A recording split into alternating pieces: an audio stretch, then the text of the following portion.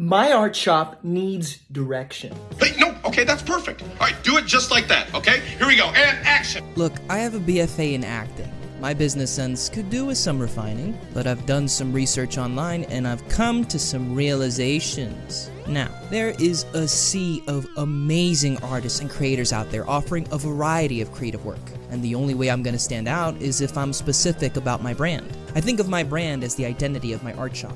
What are the themes of the art I'm selling? Does it offer traditional oil paintings? Will there be digital prints for sale? Is the focus on landscapes or portraits? If I look at the history of my artwork, most of it involves figures, and the subjects have been pets, has had spiritual themes, or wrestlers. Oh yeah, we love wrestling on this page. But if I were to offer these 3 kinds of paintings, my one art shop would only ever reach a third of its audience a third of the time. What would be more effective is to focus on one niche and put all of my resources to reach that audience with every post. So what to pick?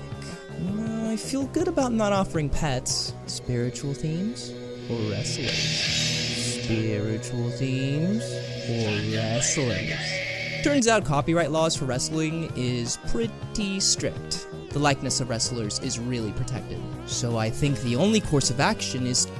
Future me here, while much of what I said I think is true from a marketing perspective, I think the conclusion that I was coming to is a little backwards. In my last post, I mentioned that the value I wanted to offer was that of inspiration, beauty, and stillness. But who is to say that that can't be found in wrestling, or from a furry friend? It's certainly true spirituality is associated with all of those characteristics, but how do you even define something as spiritual? Now that's a good question, and one I think my artwork can look to explore. Follow this page to see what happens next.